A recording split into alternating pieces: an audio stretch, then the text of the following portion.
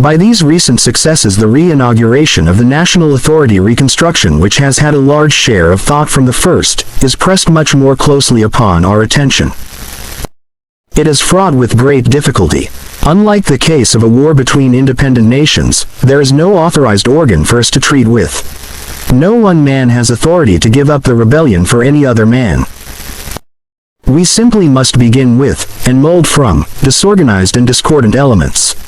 Nor is it a small additional embarrassment that we, the loyal people, differ among ourselves as to the mode, manner, and means of reconstruction. As a general rule, I abstain from reading the reports of attacks upon myself, wishing not to be provoked by that to which I cannot properly offer an answer. In spite of this precaution, however, it comes to my knowledge that I am much censured for some supposed agency in setting up, and seeking to sustain, the new state government of Louisiana. In this I have done just so much as, and no more than, the public knows. In the annual message of December 1863 and accompanying proclamation, I presented a plan of reconstruction, as the phrase goes, which, I promised, if adopted by any state, should be acceptable to, and sustained by, the executive government of the nation. I distinctly stated that this was not the only plan which might possibly be acceptable, and I also distinctly protested that the executive claimed no right to say when, or whether members should be admitted to seats in Congress from such states. This plan was, in advance, submitted to the then cabinet, and distinctly approved by every member of it.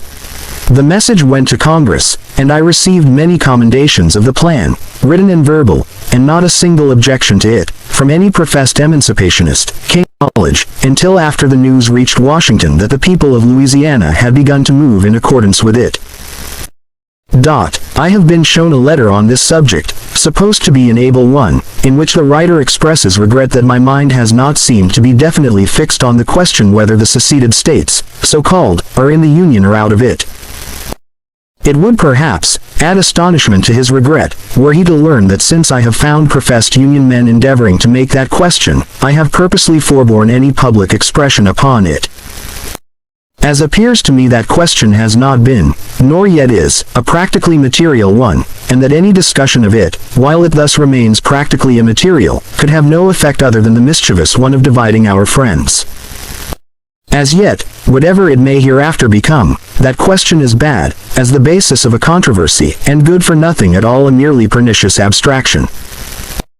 We all agree that the seceded states, so-called, are out of their proper practical relation with the Union, and that the sole object of the government, civil and military, in regard to those states is again get them into that proper practical relation.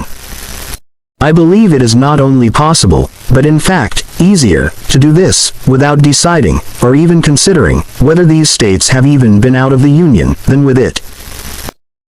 Finding themselves safely at home, it would be utterly immaterial whether they had ever been abroad.